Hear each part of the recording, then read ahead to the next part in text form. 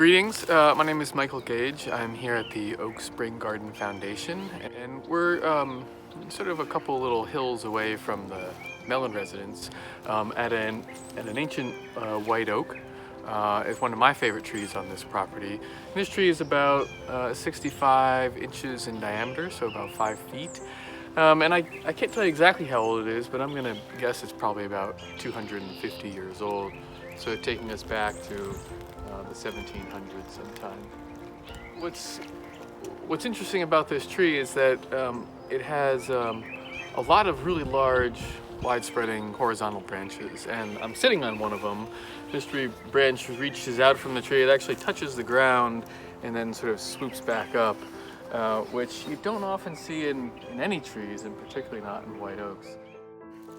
So there's a limb that broke up higher on the tree, and we can see all around the edges of that broken limb where the bark of the tree is sort of rounding itself around that wound. And that's the tree trying to compartmentalize and seal off that opening into the center of the tree.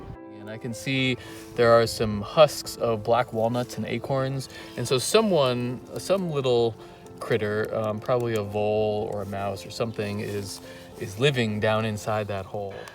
On many old trees you get much larger cavities and basal hollows where larger animals can get in there to den.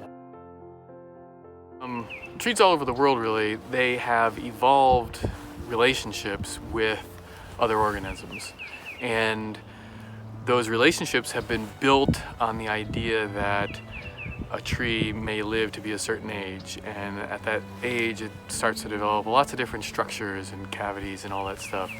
And the other, so the animals, the fungal species, all that kind of stuff sort of is relying on that because they have evolved together for millions and millions of years. And so when you take those large old trees out of the equation, where are those other things supposed to go? How are they going to find, live out their own individual lives and continue to evolve if the large old trees have been taken out of that drama? It's very common for me when I'm out walking around to find large old trees that have signs of people, whether that's just as simple as a tree house or a hunting stand, or I've seen stacked stones and little memorials. I've seen a pet cemetery under an old tree out in the middle of the forest. So we all have different reasons. And I wonder if some of that is because when you see one of these large old trees, and they can be so charismatic that it's almost as if it's the closest thing you can get to being an animal, but still being a plant.